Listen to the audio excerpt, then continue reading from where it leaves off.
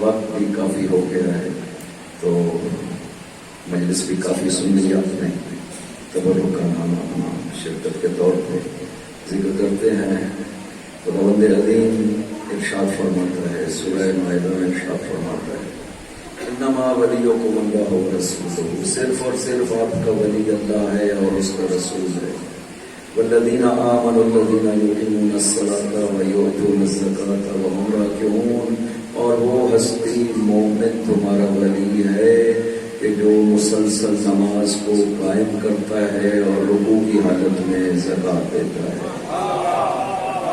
قرآن کریم میں خداوند عظیم نے قرآن کو نازل ہی ہماری ہدایت کے لیے کیا ہے، اور خدا نے قرآن کو نازل کیا ہے اس خاطر تاکہ قرآن ہماری رہنمائی کرے اس راستے کی طرف جس راستے پہ چل کے ہم خدا تک پہنچ سکتے ہیں. راہ خدا قرآن اس لیے نازل کیا گیا. قرآن کو خود ہادی کافی نہیں بنایا کہ صرف اور صرف قرآن کافی ہے آپ کے لیے، نہیں. قرآن رہنما ہے اس راستے کا جس راستے پہ ہمیں چلنا ہے. قرآن اس لیے نازل کیا گیا ہے اور قرآن حجت خداوند ہے، یعنی ہمیں یہ یقین ہے کہ جتنا خدا نے نازل کیا ہے نا قرآن، ہمارے پاس وہ پورے کا پورا بغیر کسی کمی اور زیادتی کے قرآن موجود ہے. یہ اطمینان ہے. یہ خداوند عظیم کا نوشتہ ہمارے درمیان میں قرآن کی صورت میں ہمیں اطمینان اور یقین عطا کرتا ہے کہ جو کچھ قرآن میں ہے وہ ہے جو خدا نے فرمایا. حدیثوں میں حدیث پیش کرتی، روایت پیش کرتی. اعتراض کرنے والا کہہ سکتا ہے کہ ہم اس حدیث کو نہیں مانتے، حدیث ضعیف ہے، پتہ نہیں پیغمبر نے فرمائی ہو یا نہ فرمائی ہو. حدیث میں یہ گنجائش ہے لیکن قرآن میں یہ قطعاً گنجائش نہیں ہے کہ جو کچھ قرآن میں ہے کوئی یہ نہیں کہہ سکتا کہ خدا نے نہیں فرمایا.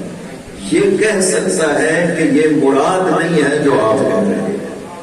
قرآن میں یہ تو کہہ سکتے ہیں کہ جو آپ کہہ رہے ہیں وہ مراد نہیں ہے، لیکن انکار نہیں کر سکتے کہ خدا نے نہیں فرمایا. نا جو کچھ خدا نے فرمایا ہے وہ پورے کا پورا قرآن کریم میں موجود ہے. اب بعض جگہوں پہ تو چلیں یہ کہہ دیتے ہیں کہ آپ جو معنی مراد لے رہے ہیں وہ نہیں ہے. یہ آیات جو ان آیات میں سے یہی آیت ولایت ہے کہ اصل ولایت کا انکار نہیں کر سکتے. یہ یقیناً ماننا پڑے گا کہ اس آیت میں 3 ہستیوں کا ذکر کیا گیا ہے اور یہ کہا گیا کہ یہ تمہارے ولی ہیں. یہ مسلم ہے، اس کا انکار نہیں کر سکتے.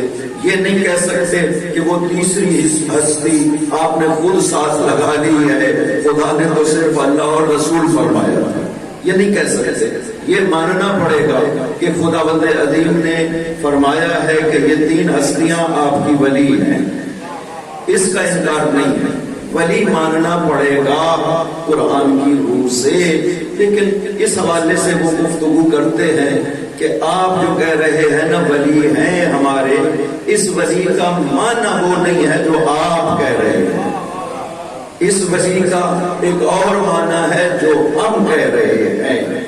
یہ اب ایک مشکل قرآن کے حوالے سے بھی مسلمانوں میں پائی جاتی ہے کہ خدا نے تو کتاب ہدایت میں ہمارے لیے راستہ معین کرنے کے لیے مسلمان مگر جاتے ہیں کہ قرآن میں جو آپ مراد لے رہے ہیں خدا نے وہ نہیں کہا، جو ہم مراد لے رہے ہیں خدا تو وہ کہہ رہا ہے. اس مشکل کا خداوند عظیم سے حل پوچھنا چاہیے کہ خداوند اس مشکل کا کیا حل ہے کہ قرآن اس طرح سمجھا جائے جیسے تو سمجھانا چاہتا ہے. ضرورت اس بات کی ہے کہ قرآن ہادی تب ہے ہمارے لیے کہ قرآن کو ویسے سمجھا جائے جیسے خدا سمجھانا چاہتا ہے. اگر قرآن کو ہم اپنی مرضی سے سمجھنا چاہیں تو قرآن میں اور عام کتاب میں کوئی فرق نہیں رہے گا. نہ وہ ہادی ہے نہ یہ ہادی بن سکتا. ہم اپنی مرضی سے سمجھنا چاہتے. بارے نہ اس کا تمہیں کیا بندوبست کیا ہے؟ خدا جو قرآن میں کہہ رہا ہے کہ نحن نزلنا الذکر وَإِنَّا لَهُ لَحَافِظُونَ، ہم نے قرآن کو نازل کیا ہے اور ہم ہی اس کی حفاظت کرنے والے ہیں.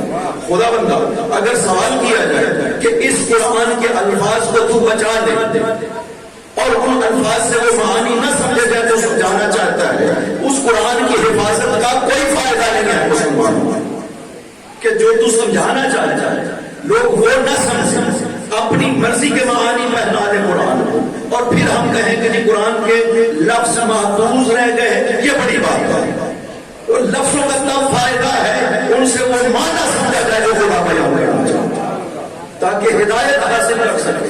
لہذا خدا نے جو یہ آیت فرمائی کہ ہم قرآن کی حفاظت کرنے والے ہیں، اس کا صرف یہ معنی نہیں ہے کہ ہم نے لفظوں کو بچایا ہے، وہ کہتا ہے کہ قرآن نازل بھی کیا ہے، قرآن کی تعلیمات کو بھی ہم نے بچانے کا بندوبست کیا ہے، ہم نے بندوبست کیا ہے تاکہ ہماری مراد تم تک پہنچا سکے۔ خدا کسی سے بات نہیں کرتا ہے کہ کوئی کہے نہ اس نے کتاب نازل کی میں اسی سے پوچھ لوں کہ خدا بندہ تو اس کتاب میں کیا کہہ رہا ہے۔ کوئی نہیں یہ کہہ سکتا کہ میں ڈائریکٹ خدا سے پوچھ لوں، خدا ڈائریکٹ کسی بشر سے بات نہیں کرتا ہے۔ خدا نے بشر تک اپنی بات پہنچانے کے لیے ہمارے اور اپنے بیچ میں کچھ ہستیوں کو قرار دیا ہے۔ وہ کہتا ہے اپنی مرضی انہیں بتاتا ہوں، یہ تمہیں بتائیں گے خدا کیا کہتا ہے۔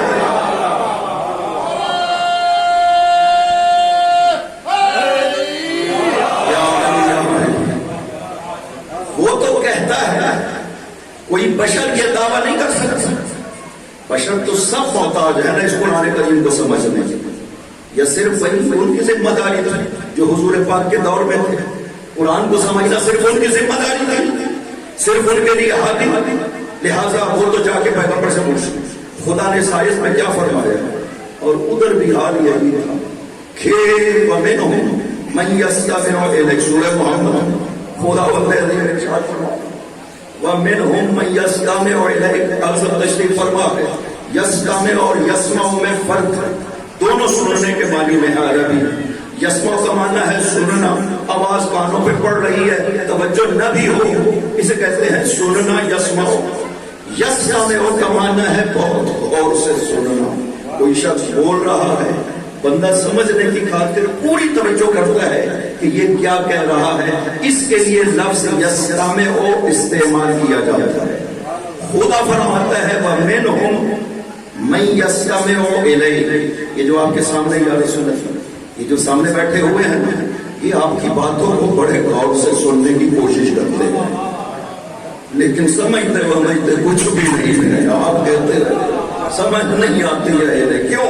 اس لیے کہ بھائی صاحب سارا جنوب میں نہیں دیکھتے، یہ جب آپ کے پاس سے اس کے بعد جاتے ہیں نا قالوا للذین اوتوا العلم ماذا قال آنفا، وہ پھر ان سے سوال کرتے ہیں جنہیں علم عطا کیا گیا کہ پیغمبر ابھی کیا فرما رہے تھے، ہم سنتے رہے غور سے سمجھنے کی کوشش کرتے رہے، پیغمبر کی زبان سے نکلی ہوئی بات بھی ہم نہیں سمجھ سکے، اور قرآن کو سمجھنے کا کیسے دعویٰ کر سکتے ہیں؟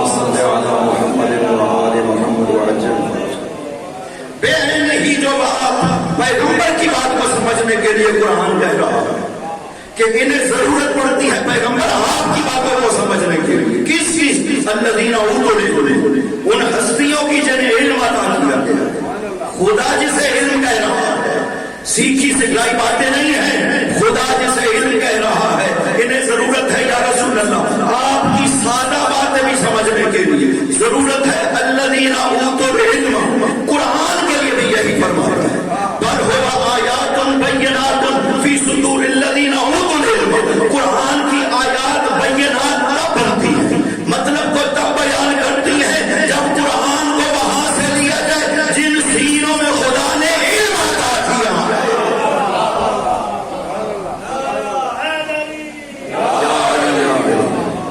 زیادہ سے زیادہ یہی کہا جاتا ہے کہ قرآن اور سنت پیغمبر ہمیں کسی اور چیز کی ضرورت نہیں ہے، ہمارے پاس قرآن موجود ہے، سنت پیغمبر موجود ہے، ہمیں کسی ہادی اور امام کی ضرورت نہیں ہے خدا کی طرف سے، چونکہ ہمارے پاس یہ سنت قیامت تک کے لیے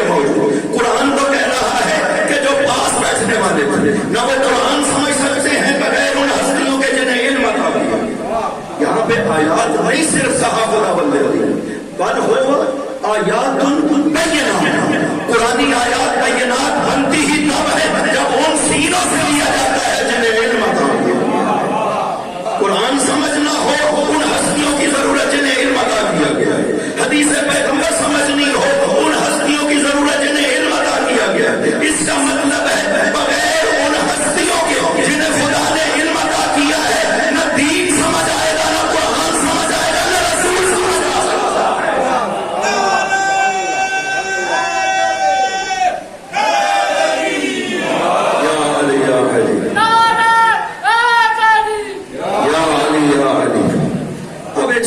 مسلمانوں سے کہ تم نے کبھی کوشش کی ہے وہ علم کو تلاش کرنے کی؟ وہ کون ہستیاں ہیں جنہیں خدا کہہ رہا ہے کہ علم عطا کیا گیا؟ کبھی تلاش کرنے کی کوشش کی؟ اگر تو کوئی یہ دعویٰ کرتا ہے جو اس وقت افراد موجود تھے، اگر کوئی دعویٰ کر دے کہ ہم اوت العلم ہیں، ہم راسخون فی العلم ہیں، ہم اسے مان لیں گے، اگر کوئی ایسا دعویٰ نہیں کر سکتا ہے تو پھر انہیں مانیے جو کہہ رہے ہیں یہ پوری کائنات ہمارے سامنے ایسے ہے جیسے ہتھیلی آنکھ کے سامنے۔ کائنات کے بارے میں بھی فرمایا، قرآن کے بارے میں بھی فرمایا۔ اور قرآن کے بارے میں ہم سے سوال تھا، پہلا خطبہ جو مولانا نے ارشاد فرمایا تھا جس دن تخت خلافت پہ ظاہری طور پر تشریف فرما ہوئے تھے، پہلی بات بھی یہی کہی تھی، سلونی قبل ان تفتدونی، اور جو بھی سوال کرنا چاہتے ہو علی سے پوچھ لو۔ فلا انا بطرق السماء اعلم منی بطرق الارض، علی زمین کے راستوں کو بھی جانتا ہے، آسمان کے راستوں کو بھی جانتا ہے۔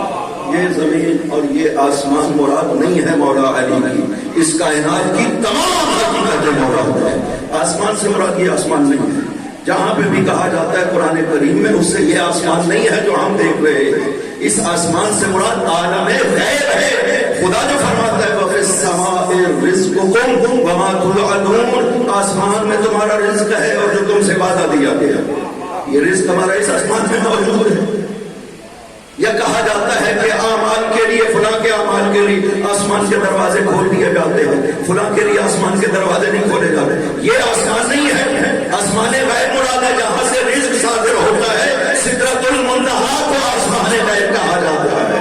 علی فرماتے ہیں میں زمین کو بھی برابر جانتا ہوں، کائنات کے تمام غیبوں کو بھی برابر جانتا ہوں۔ علی کے لیے کوئی فرق نہیں پڑتا ہے۔ ایک شخص نے آ کر کے امام محمد امام جعفر صادق علیہ السلام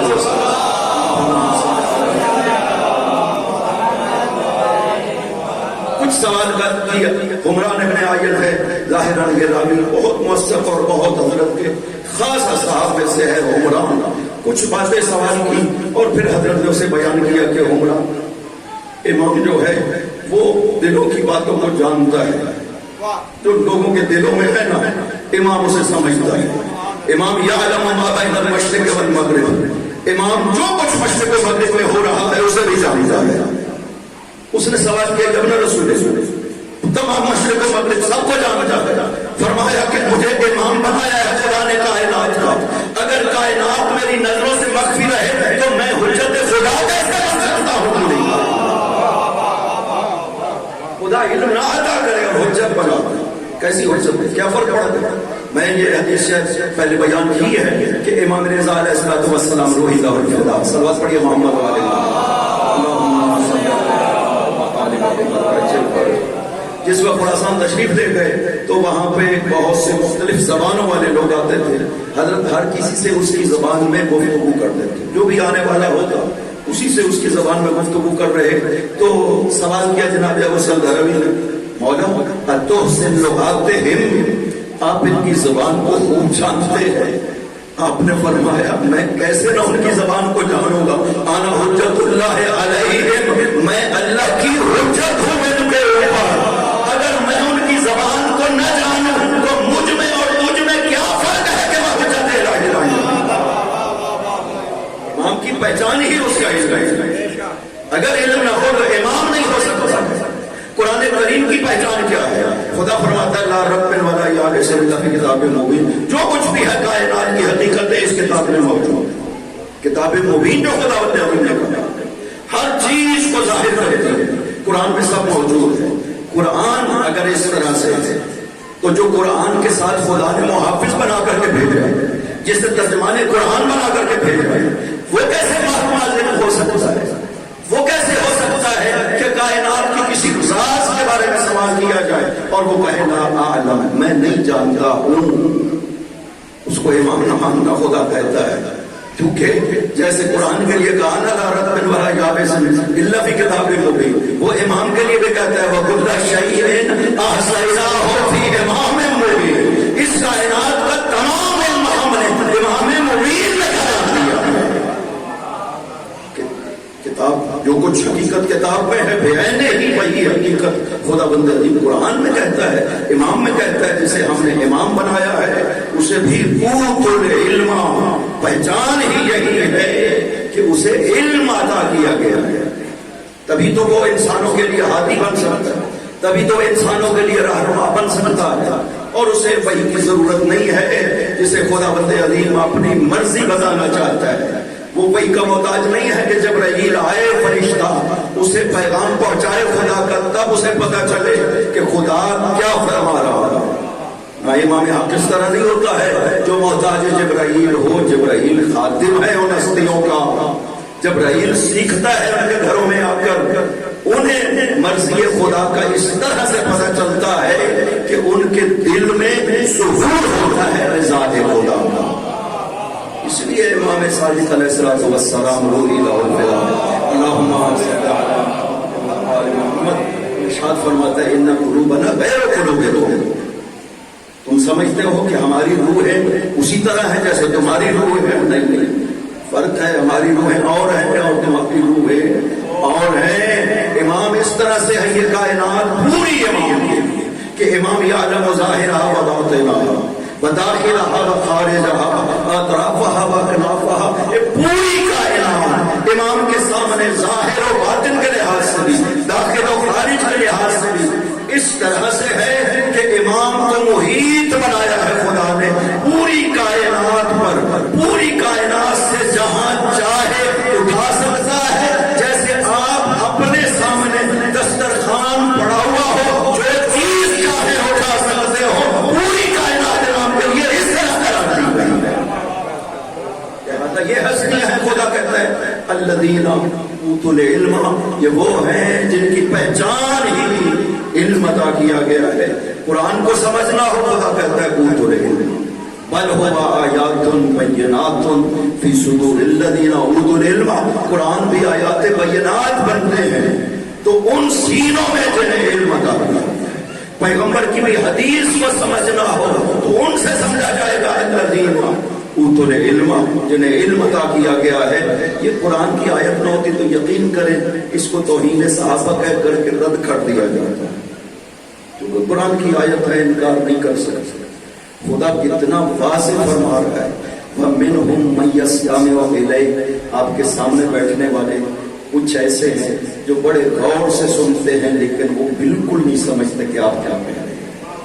وَإِذَا خَرَجُوا مِنْ عِنْدِكَ، آپ کے ہاں سے باہر نکلتے ہیں، قَالُوا لِلَّذِينَ أُوتُوا الْعِلْمَ، پھر ان سے پوچھتے ہیں جنہیں علم عطا کیا گیا ہے ماذا قَالَ آنِفًا، پیغمبر ابھی کیا فرما رہے تھے؟ تو کیا اندازہ ہے دین انسان کو کس سے لینا چاہیے؟ وہ جو اوتوا العلم جنہیں علم عطا کیا گیا ہے یا ان سے لینا چاہیے جو پیغمبر کی سادہ باتوں میں بھی نہیں سمجھ سکتے تھے؟ کس سے لینا چاہیے؟ قرآن نے فیصلہ کرا، قرآن نے فیصلہ فرما دیا ہے۔ خدا فرماتا ہے سورہ یونس میں افمن یہدی الی الحق احق ان یتبع امن لا یہدی الا یہدی الیہ، آپ بتاؤ عقل مند دنیا کے عقل مند تم بتاؤ کس کی پیروی کی جانی چاہیے؟ افمن یہدی الی الحق، وہ جو حق کی ہدایت کرتا ہے اس کی پیروی کی جانی چاہیے، امن لا یہدی، یا اس کی جو ہدایت کرتا نہیں ہے، خود محتاج ہے ہدایت ہے۔ ان خدا عقل مند کو سوال کر رہا ہے۔ قرآن میں اصول ہے، جس بات کو خدا بند عظیم نے سوال کی صورت میں پیش کیا نا، اس کا مطلب یہ ہے کہ انسان اس کا فیصلہ خود کر سکتے ہیں، اس میں گواہی کے محتاج نہیں ہے کہ خدا بتائے تو پتہ چلے۔ سوال کرنے کا مقصد ہی یہی ہے کہ انسان کے بات سمجھ سکتے ہیں. خدا جو کہتا ہے قل هل يستوي الذين يعلمون والذين لا يعلمون، پیغمبر ان سے سوال کریں عالم اور جاہل کیا برابر ہو سکتے ہیں؟ کوئی بھی نہیں کہتا دنیا کا عقل مند کہ عالم اور جاہل آپس میں برابر ہو سکتے ہیں. خدا سوال کرتا ہے هل من خالق غیر اللہ، پیغمبر ان سے سوال کریں اللہ کے علاوہ کوئی خالق ہو سکتا ہے؟ یہ سوال ہے. یہ عقل مند اس کا فیصلہ کر سکتے ہیں کہ خدا خالق ہے اس کائنات کا، خدا مالک ہے اس کائنات کا. اس کائنات میں کوئی اور ایسا نہیں ہے خدا کے علاوہ جسے خالق کہا جا سکے. غور سے سنیے گا، یہ قرآن کریم ہے. قرآن کے کوئی ایک لفظ کا بھی منکر ہے وہ کافر ہے. یہ بات مسلم ہے. کسی ایک لفظ قرآن کا اگر کوئی انکار کرتا ہے کہ میں اسے نہیں مانتا ہوں وہ کافر ہے، چاہے انکار زبان سے کرے یا انکار اپنے عقیدے کے لحاظ سے کرے، وہ اسلام سے خارج ہے. یہ میری اور آپ کی بات نہیں ہے کہ قرآن کریم اس طرح سے ہے. ایک بات ہے جسے مشرک قبول کرتے تھے، وہاں مشرک موجود تھے اس دور میں. ایک بات کو وہ قبول کرتے تھے کہ خالق کائنات کا خدا ہے، اس کو وہ مشرک مانتے تھے. وَلَئِن سَأَلْتَهُم مَّنْ خَلَقَ السَّمَاوَاتِ وَالْأَرْضَ وَسَخَّرَ الشَّمْسَ وَالْقَمَرَ لَيَقُولُنَّ اللَّهُ، پیغمبر اگر ان سے سوال کریں کہ زمین و آسمان کا خالق کون ہے، سورج اور چاند کو چلانے والا کون ہے، لَيَقُولُنَّ اللَّهُ، سارے کہیں گے کہ اللہ کرنے والا ہے. یہ اتنا صاف مسئلہ ہے. خالقیت صرف خدا کے لیے، ربوبیت کائنات کی صرف اور صرف خدا کے لیے، اور کسی کو حق ربوبیت نہیں ہے کائنات میں، صرف خدا ہوتے عظیم. خدا بہت عظیم ہے. جو شرک کے قائل ہوئے ہیں انہوں نے واقعا خدا کو نہیں پہچانا. جنہوں نے پہچانا ہے وہ راتوں کو آرام نہیں کرتے.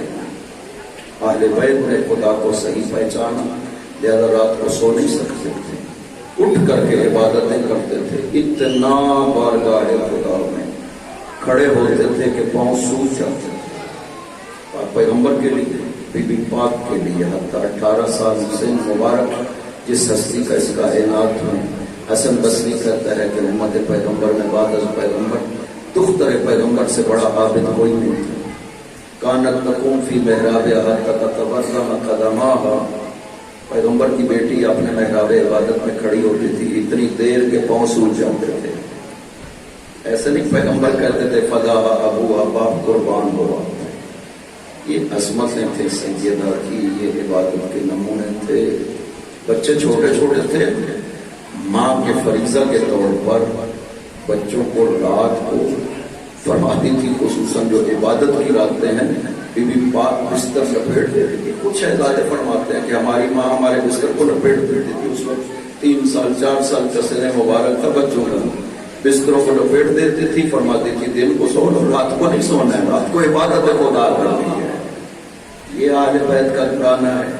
اس طرح سے اہل بیت نے تربیت کے نمونے ہمارے لیے پیش کیے ہیں تاکہ ہم خدا کا حق عبادت ادا کرنے کی کوشش کریں. خدا قرآن میں فرماتا ہے میں نے یہ زندگی اور موت جو خلق کی ہے لِيَبْلُوَكُمْ أَيُّكُمْ أَحْسَنُ عَمَلًا، میں آپ کو دیکھنا چاہتا ہوں کون آپ میں سے بہتر عمل میری بارگاہ میں پیش کرتا ہے. خدا کو کیا کمی ہے؟ وہ خود دیتا ہے. وہ کہتا ہے مال میں نے آپ کو دے دیا ہے، اب مجھے تھوڑا سا قرض تو دو اس میں سے. وہ ہمارا محتاج تھوڑی ہے. تو قرض اللہ قرضا حسنا فیضاعفہ لکم، اگر تم خدا کو قرض دو گے نا خدا تمہیں دوگنا کر کے واپس کرے گا. اس کریم کو ہماری کیا ضرورت ہے؟ لیکن وہ ہماری بندگی کے لیے ہمیں موقع فراہم کرتا ہے کہ دیکھو آپ اپنی بندگی کا اظہار کریں میری بارگاہ میں خوش ہو جاؤں گا، میں راضی ہو جاؤں گا جب آپ اپنی بندگی کا اظہار کریں گے خدا کے حضور. لِيَبْلُوَكُمْ أَيُّكُمْ أَحْسَنُ عَمَلًا، وہ تو دیکھنا چاہتا ہے کون تم سے بہتر اور بہتر خدا کے حضور میں پیش کرنے کی کوشش کرتا ہے. حابیل اور قابیل کی جو خدا نے مثال دی ہے نا، کوئی قابیل کافر نہیں تھا، وہ خدا کو مانتا تھا، اس نے کوئی انکار نہیں کیا تھا خدا بندگی کا. نہ فرمانے خدا کا انکار کیا تھا کہ خدا نے کہا قربانیاں دو، اس نے ماننے سے انکار کر دیا کہ میں نہیں دیتا ہوں. نہ اس نے بے چون و چرا قربانی پیش کی بارگاہ خدا. हाबील ने भी पेश की। फर्क कहां से पैदा हुआ? फर्क वो दिल के अंदर जो खुलूस था ना, वो काबील में नहीं था और हाबील में पाया गया था। हाबील ने कोशिश की बेहतर से बेहतर उसके माल में जो मौजूद है वो बारगाह खुदा में पेश करे। काबील ने कोशिश की बदतरीन माल जो उसके पास मौजूद था वो बारगाह खुदा में पेश करे। इनकार नहीं था, रिया नहीं थी, खुदा के हुक्म को माना, सब किया, लेकिन वो दिल में खुदा के लिए उसका खुलूस जो है वो कम था। खुदा कहता है मेरे लिए बेहतर से बेहतर करने की कौन कोशिश करता है? मैं तो ये देखना चाहता हूँ, आपकी उबूदियत को देखना चाहता हूँ। अपने नबी से दाऊद से फरमाता है कि या दाऊद हब्बिबनी इला खल्क़ी, दाऊद मुझे अपनी मखलूक का महबूब बनाओ। अर्ज़ किया बारेगा मैं कैसे महबूब बनूं? फरमाया ज़क्किरहुम आलाई, मेरी नेमतें उन्हें याद कराओ। जब उन्हें पता चलेगा कि मैंने उन्हें कैसी कैसी नेमतें अता की हैं, मुझसे मोहब्बत करने लगेंगे। नेमतें खुदा वाक़या इंसान अल इंसान अबीदुल एहसान, जब किसी को एहसान का अंदाजा होता है ना कि फुला ने मेरे साथ कितना एहसान किया है, इंसान उसकी गुलामी करता है। और खुदावंद अलीम ने तो वो कुछ अदा किया है जो हमने उससे मांगा भी नहीं है। इतनी कसरत से इनाम है जो खुदा ने अता किए हैं। ये वाक़या मैं आपसे सुनाया करता हूँ ताकि नेमात खुदा का अंदाजा हो सके। एक दिन जबराइल नाज़िल हुए और पैगंबर ने सवाल किया, जबराइल तुम बड़ी बड़ी उम्मतों में आए हो जमीन पर, बड़ी मुद्दत हो गई है तुम्हें, बताओ कोई अजीब बात जो तुमने देखी हो। जबराइल ने अर्ज़ किया, या रसूल अल्लाह, एक नबी के दौर में मैं जमीन पे आ रहा था, एक जजीरे से गुजरा, वहां पे एक शख्स इबादत कर रहा था, अकेला था पूरे जजीरे में। या रसूल अल्लाह, इतनी खूबसूरत इबादत कर रहा था कि या रसूल अल्लाह मेरा दिल किया कि मैं उसे देखता रहूं, बड़ी देर तक देखता रहा। फिर जब भी जमीन पे आया मैं उस जजीरे पे जरूर जाता था उसकी इबादतों को देखने के लिए। या रसूल अल्लाह 400 साल गुजर गए उसको इबादत करते हुए, मैं भी उसे मुसलसल देखता रहा। 400 साल के बाद उसकी वफात हुई और फरिश्ते रूह उसकी लेकर गए आसमानों पर खुदा के हुजूर। मैं मुंतज़िर था कि देखूं खुदा इसके साथ क्या करता है, इसने जो इतनी मेहनत की है, खुदा की इबादतें की है, खुदा क्या करता है। जब ले गए ना फरिश्ते उसकी रूह को खुदा के हुजूर, खुदा ने इरशाद फरमाया इसे हिसाब की जरूरत नहीं है, इसे जन्नत ले जाओ। जब जन्नत की तरफ चले तो उसने खुदा से अर्ज किया, बारे इलाह, ये जो जन्नत मुझे दी है ये मेरे आमाल के नतीजे में मुझे जन्नत दी है। खुदा ने इरशाद फरमाया फरिश्तों से, अब जब इसमें बदले की बात किया अब इसे वापस ले आओ, अब हम इससे हिसाब लेते हैं इन नेमतों का जो हमने इसे अता किया। अब हिसाब होगा। खुदा ने फरमाया सबसे पहले फरिश्तों इस नेमत का इससे हिसाब लो, ये जो मैंने इसे अता की है ये आंख, इसका हिसाब लो कब मेरी नेमत का। हिसाब शुरू हुआ, 400 साल की इबादतें खत्म हो गई और इस नेमत का हक अदा ना हो सका। इतनी कद्र कीमत है इस नेमत, एक नेमत, 14,000 नेमतें इस बदन के अंदर मौजूद हैं जो खुदा ने अता की है।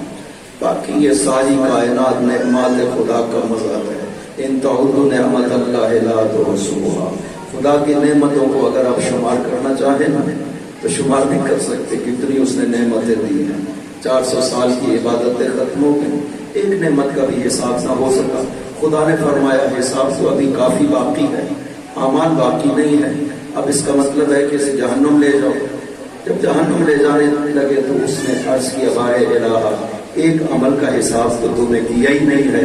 फरमाया वो कौन सा?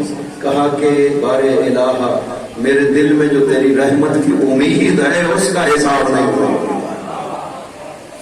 खुदा ने फरमाया मेरी रहमत के मुकाबले कोई चीज भी खराब नहीं पा सकती, मैंने सारी रहमतों का हिसाब माफ कर दिया है, इसे जन्नत में जाओ। खुदा बंदे अजीम ने नेमत जो दी है वो इस तरह से है, हम शुक्र अदा करना चाहें उसका अदा नहीं कर सकते। चौथे इमाम इरशाद फरमाते हैं कि बारे इलाहा, जब मैं तेरा किसी नेमत पे शुक्र अदा करता हूँ तो एक और शुक्र मुझ पे तेरा वाजिब हो जाता है। کیوں؟ اس لیے کہ شکر کی توفیق بھی تو نے دی ہے. یہ توفیق ایک اور نعمت ہے جس کا شکر مجھ پہ واجب ہے. شکر بھی انسان کرتا ہے تو اس کی توفیق ہے. اور ہمیں معصومین نے کبھی بھی مغرور نہیں ہونے دیا کہ چونکہ آپ ہمیں مانتے ہیں لہذا آپ کو انشاءاللہ جنت میں جائیں گے، آپ کو کسی عمل کی ضرورت نہیں ہے. معصوم نے کبھی مغرور نہیں ہونے دیا. معصوم نے ہمیشہ فرمایا ہے کہ تم کوشش تو کر سکتے ہو نا. مولانا جو نہج البلاغہ میں فرمایا ہے کہ میں جانتا ہوں تم مجھ جیسا عمل نہیں کر سکتے ہو لیکن کوشش تو کر سکتے ہو نا. عفت و صداقت، تقوی و جہاد، یہ تو کر سکتے ہو جو آپ کے اختیار میں ہے. آپ کوشش کریے، باقی خدا توفیق دیتا ہے، انسان آگے بڑھتا ہے. وہ آگا ائمہ نے جن کی تربیت کی وہ بھی ہم جیسے افراد تھے، وہ کوئی اضافی ان میں چیز نہیں پائی جاتی تھی. انہوں نے اپنے آپ کو امام کے سامنے سر تسلیم خم کر دیا تھا، اسی سے وہ سرفروغ ہو.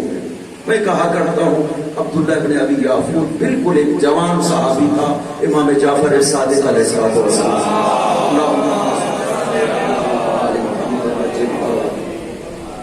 وہ حضرت کی زندگی میں جوانی میں ہی فوت ہو گئے تھے، لیکن عبداللہ ابن یافور کی وفات پر جو جملے حضرت نے ارشاد فرمایا ہے انسان تعجب کرتا ہے کہ ایک انسان اس جوانی میں اتنا مقام معصوم کی نظر میں حاصل کر لے وہ صرف اپنی اطاعت کے ذریعے سے. عبداللہ کا اس طرح سے تھا کہ جب وفات پا گیا تو حضرت نے ارشاد فرمایا کہ یہ عبداللہ اس طرح سے تھا کہ اس دور میں میری امامت پر اس سے زیادہ یقین رکھنے والا کوئی نہیں. خدا اسے محمد وال محمد کے ساتھ محشور فرمائے. چھٹے امام ارشاد فرمائے اس جیسا اس دور میں کوئی نہیں تھا جو دنیا سے چلا گیا، جوانی میں چلا گیا. اس کے بارے میں ہے کہ پوچھا گیا امام پاک کی امامت کے حوالے سے، اس نے کہا مجھے اتنا یقین ہے نا امام کی امامت پر کہ یہ منصب الہی ہے کہ اگر میرے سامنے امام ایک انار کے 2 حصے کرے اور یہ ارشاد فرمائے کہ یہ آدھا خدا فرما رہا ہے حرام ہے اور یہ آدھا خدا فرما رہا ہے حلال ہے، میرے دل میں ذرہ برابر بھی شک و شبہ پیدا نہیں ہوگا. برائے خوشنودی امام زمانہ بلند تر صلوات. اللہم صلی علی محمد و آل محمد. اتنا ایمان امامت کے اوپر انسان تصور نہیں کر سکتا.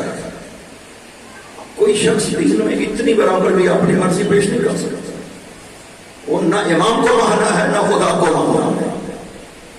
خدا فرماتا ہے کہ عبادت میں شرک نہ کرو ولا یشرک بعبادت ربہ احدا. سورہ کہف کی آخری آیت میں فرماتا ہے کہ یہ پیغمبروں کا پیغام بھی یہی تھا اور نبی کا پیغام بھی یہی ہے. خدا ایک، ولا یشرک بعبادت ربہ احدا، اور خدا کی عبادت میں کسی کو شریک قرار نہ دے. معصوم اس آیت کے ذہن میں ارشاد فرمایا من اشرک فی عبادت اللہ فقد خرج عن ولایت اللہ.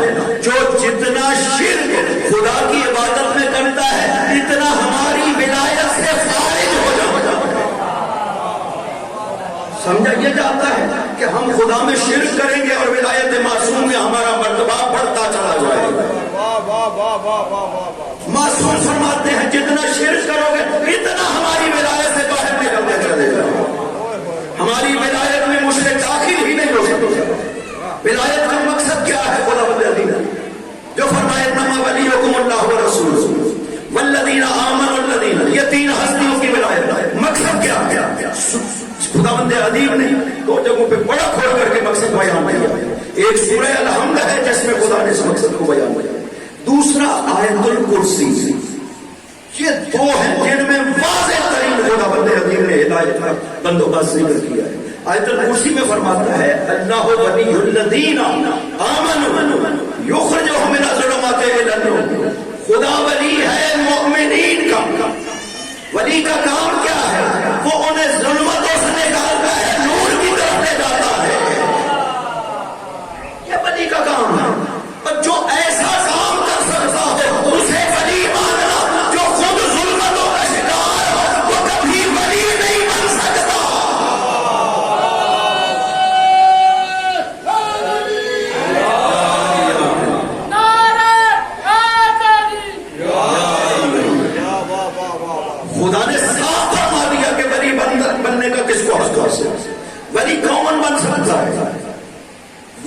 شخص ولی بن سکتا ہے، وہ ہستی ولی بن سکتی ہے۔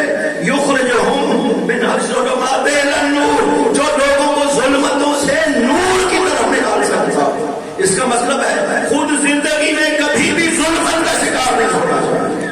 گمراہی ظلمت ہے، جہالت ظلمت ہے، شرک ظلم ہے، کفر ظلم ہے، کوئی بھی ظلمت اس کی ذات میں نہیں ہونی چاہیے، تب ولی خدا بن سکتا ہے۔ پہچان بتا دی، اور جس شخص میں یہ خصوصیت پائی جائے اسے ولی ماننا، جس میں ایسی خصوصیت نہ ہو تمہارا ولی نہیں بن سکتا۔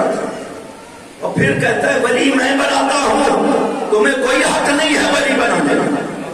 سورہ اعراف میں 32 نمبر آیت میں ارشاد فرماتا ہوں، عجیب بات ہے، انسانوں کی جتنی ہدایت اور ضلالت قرآن میں ذکر کیا اس کا تعلق ولی سے کرا دیا ہے، اس کا تعلق ہادی اور امام سے کرا دیا ہے۔ دین مقبول امام اور ولی کے ذریعے سے، قرآن مقبول امام اور ولی کے ذریعے سے، توحید بھی مقبول ہوگی تو امام اور ولی کے ذریعے سے، عبادت بھی قبول ہوگی تو امام ولی کے ذریعے سے قبول ہوگی۔ بغیر اس ولی کی ولایت کے جسے خدا نے معین کیا ہے کوئی چیز بھی قابل قبول نہیں۔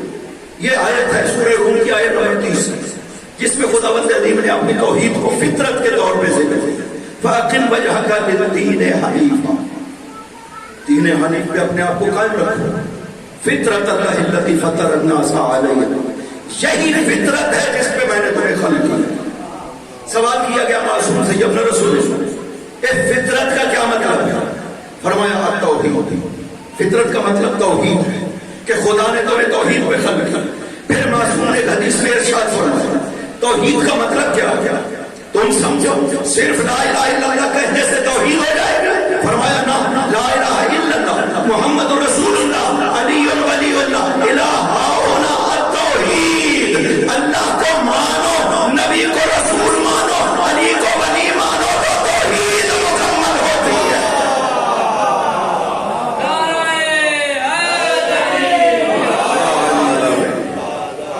توحید بھی قبول کرتا ہے تو ولایت کے نتیجے میں، کیونکہ وہ کہتا ہے بغیر ولی کی ہدایت کے میں کچھ بھی کسی سے قبول نہیں کروں، جب تک میرے ولی کی ہدایت اس میں موجود نہ ہو کچھ بھی قبول نہیں کرتا۔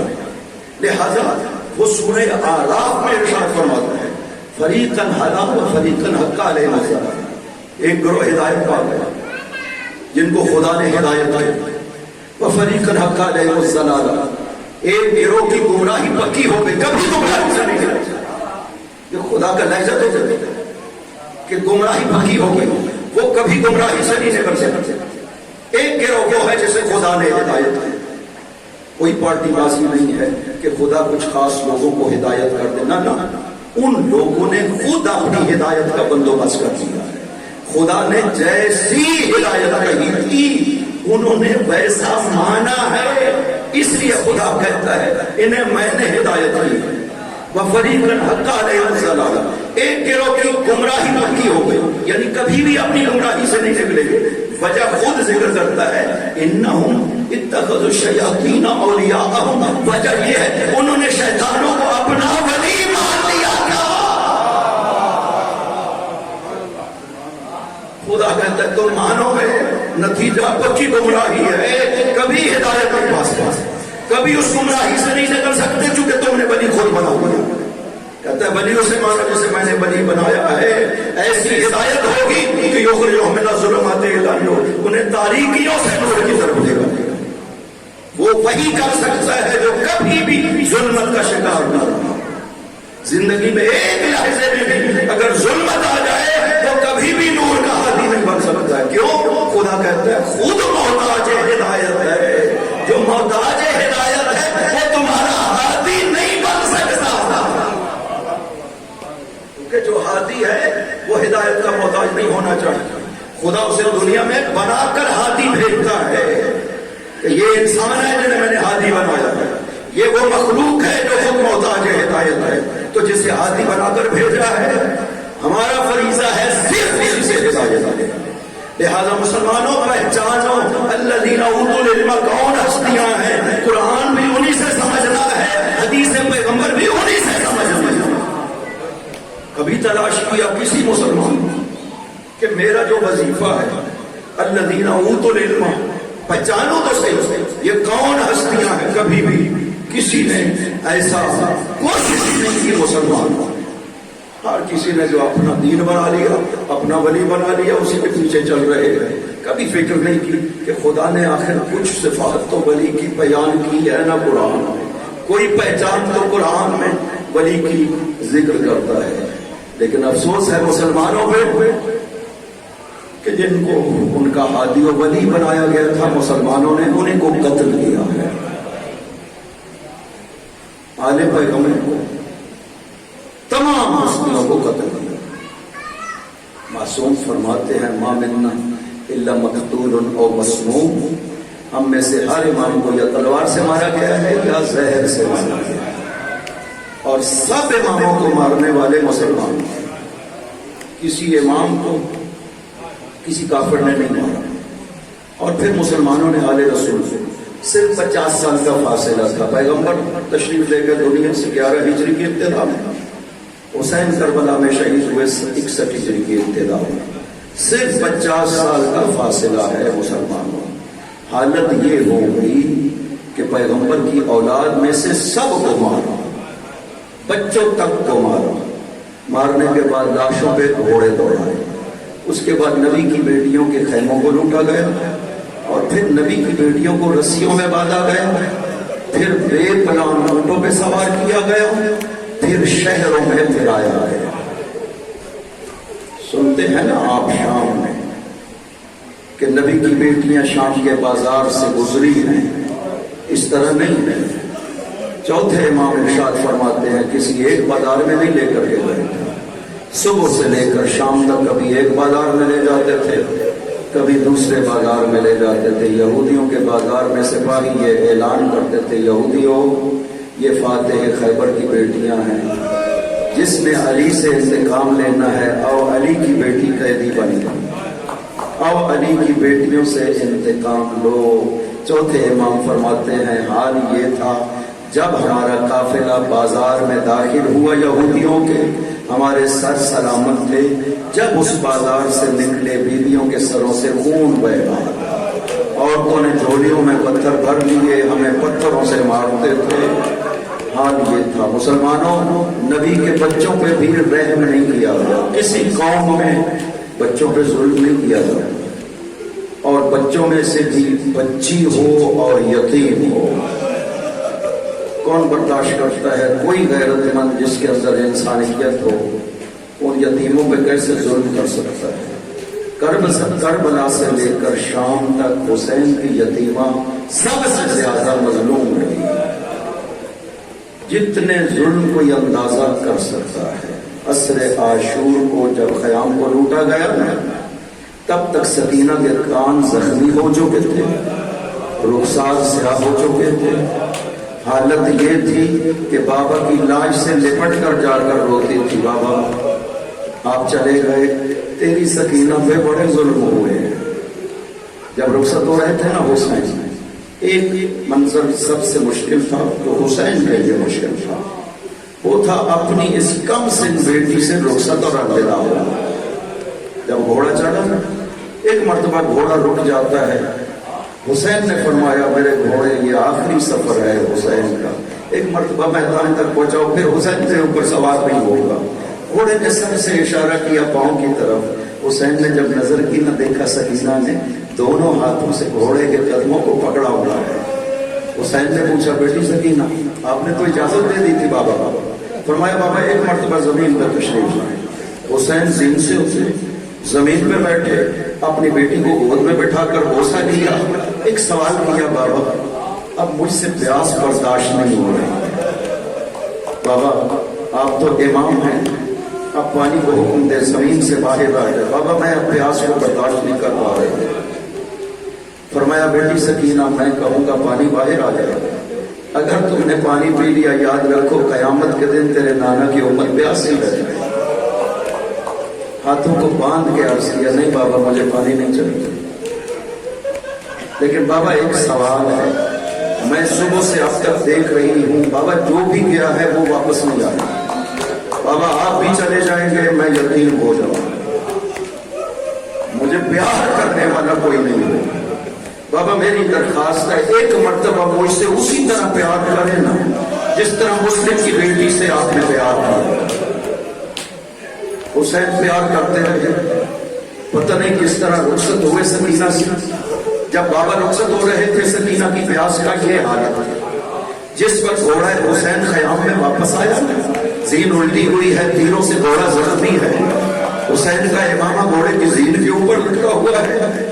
سب سے پہلے سکینہ آگے بڑھی، دونوں بازو گھوڑے کی گردن میں ڈال کر ایک سوال کیا، او میرے بابا کے گھوڑے، مجھے یہ بتاؤ میرے بابا کو پیاسا مارا گیا یا پانی پلایا گیا؟ کتنا احساس تھا سکینہ کو اپنے بابا۔ ہر منزل پہ سکینہ کا ظلم نظر آتا، کبھی اونٹ سے گر گئی تب مارا جاتا، کبھی اونٹ پہ سوار نہیں ہو پاتی تب مارا گیا۔ زندان شام میں اکیلی رہ گئی، یعنی کہ بیٹی حسین کی بیٹی جب اکیلی رہ گئی، ایک مرتبہ آدھی رات یزید نیند سے بیدار ہوا، بیویوں کے رونے کی آوازیں آ رہی ہیں۔ یزید نے پوچھا پتہ کرو زندان میں بیویاں کیوں رو رہی ہیں؟ جب قاصد پتہ کر کے آیا بتایا یزید حسین کی بیٹی ہے، حسین کو اپنے خواب میں دیکھا گیا، اب بیدار ہو کر اپنے بابا کو یاد کر کے رو رہی ہے۔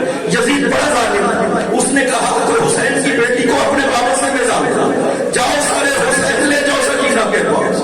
تشت میں رکھا، اوپر کپڑا ڈالا، تشت کو لے کر سکینہ کے پاس لے کر کے آیا۔ جب پوچھا نا سکینہ کہ پھوپھی اماں یہ کیا لایا گیا ہے، کہا بیٹی بابا کا سر آیا۔ سکینہ نے جب سر سے کپڑے کو ہٹایا اور بابا کے سر پہ نظر پڑا، غیرت مند حسین کے سر کی یہ حالت تھی کہ کوئی برداشت نہیں کر سکتا۔ جب دوسرے سال میں حسین واپس خیموں میں تشریف لائے تھے تو خیمے کے اندر نہیں آئے تھے، خیمے کے پیچھے جا کر اپنی بہن کو سلام کیا تھا، بہن زینب حسین کا سلام ہو۔ بہن نے عرض کیا تھا بھیا اندر تشریف لائے، کہا نہیں بہن زینب اب حسین اس طرح نہیں ہے کہ بچے برداشت کر سکتے، اس لیے کہ میرا سر زخمی ہے،